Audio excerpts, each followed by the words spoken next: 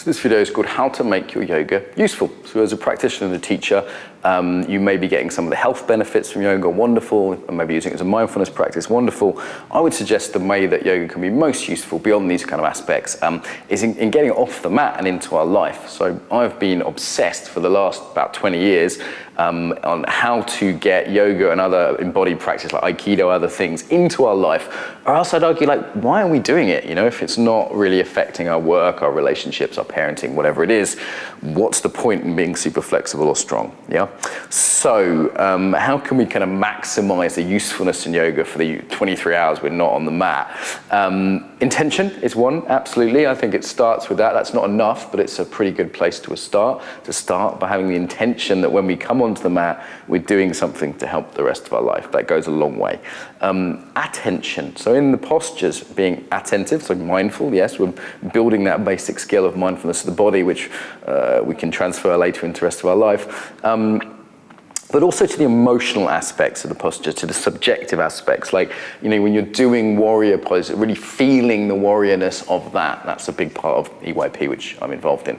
And then we can actually use an inquiry method. This can be done during class if there's space. If you find yourself getting too much in your head or there isn't the space for that, then after class can be good too.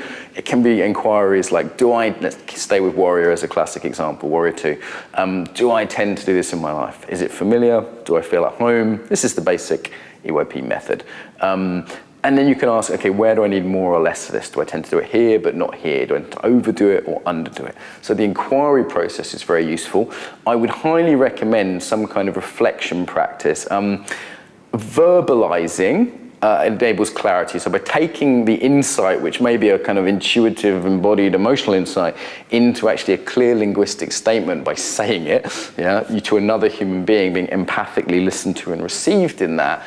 Again, this can be little breaks in class, this could be after class. You're much more likely to have an insight stick and then to go, right, you'd be able to articulate it linguistically, get the clarity from that, and then be able to take it and talk to your husband or wife about it, or friends, or your psychotherapist, or coach, or whoever, about that, and actually then start to do something about it, yeah? The key thing I would say here is really, with yoga, it's not just techniques for getting it off the mat, but it's perspective. So the perspective I come from is one of embodiment. So that looking at yoga, not just as a series of exercises or even spiritual exercises, but of embodiment exercises. So what I mean by that is that we're building a way of being. So being aware that when you do warrior or forward bend or anything else, you're not just making a shape, you're building and developing a way of being, yeah? And so that's the long-term practice of yoga. And obviously we pick our classes and styles of yoga mindfully based on that, rather than just picking from a habit or neurosis or what happens to be nearest to our house, and picking it based on the basis of what is the way of being that I want to build in the world. That's the key thing from an embodiment point of view. Is it more yin or more yang, more kind of, exact or more free? There's different things people need differently.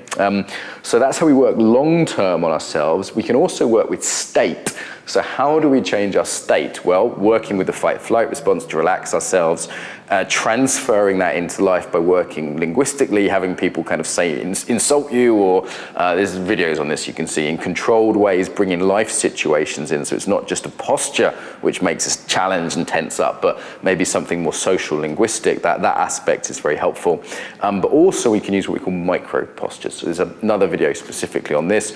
Basically the idea is we warrior 2, there's the big posture, but then in life we can just do a little bit of that. It's like touching it. We're just engaging the archetype, engaging that way of being by slightly doing the posture. That might be extending your fingers or putting one foot slightly forward or straightening the spine a little bit, yeah? So the micro postures thing really, really helps people as well. One more concept, so the yoga sandwich. So the yoga sandwich is being deliberately more mindful of your body and your ethics just before and just after class. What can happen is this ridiculous situation where we go to yoga, we put on our special clothes, jump on our special mat, in our special environment, we speak special words with special people, and it's this great container, which is great because it gets us out of normal life. But the problem is, how do we get it back into normal life from this container? Yeah, and one way to do that is to have a strong intention to be mindful in the 15 minutes or the 1 hour before and after class. So instead of rushing to class and you're abusing the person at the front desk and putting your mat out and pushing someone aside, you're actually starting to practice yoga of ethics, of awareness, of mindfulness and kindness before the class. Yeah, and that might, you're not going to probably like kill anyone on the way to class, but you might tell a white lie. You might be a bit unkind to yourself by not leaving yourself enough time to walk to class in a relaxed way. Yeah, we might be a little bit off with someone that's working at the yoga center, and the same with after class. So I say to all my students at the end of class, is there one posture you could be in, not literally, but more in a subtle way, the rest of the evening that might be helpful? Might be like letting go or warrior or whatever. I say, look at your ethics for the rest of the evening. Could you be a bit, if we take, the classic Buddhist ethics or the classic kind of yoga yamas and niyamas, is there any of those that might be a little bit helpful this evening, like being a bit more honest with your partner or being a little bit kinder with someone, practicing a bit of metta with your partner, whatever it is. So that's the yoga sandwich. The last thing I'd offer is another perspective. So one perspective is this embodied perspective. Another perspective would just be seeing it as skills building. So if you see a yoga class as a holiday, that's nice. If you see it as a skills building class, as well as getting the relaxation benefit, you're going to be learning things that can actually help you in your life. I would say that's much more useful than just the holiday, though yeah, it's nice to have that sometimes. So the perspective of embodiment, what am I building in myself, and skills acquisition, like learning to relax under pressure, for example. Classic yoga, great place to learn that yoga. Yoga's fantastic for loads of life skills if you look at it through that lens. And some of the things I've suggested may be helpful. So in terms of getting yoga off the mat, look at all our other videos from Embodied Yoga Principles. That's what we do, but that's a good place to start. So if you like that, I invite you to subscribe to the channel. Make sure you hit the little bell button so you get the videos rather than just subscribe.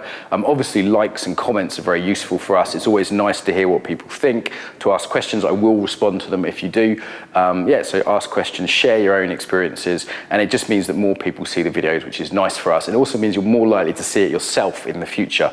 So if you've liked it, please like it.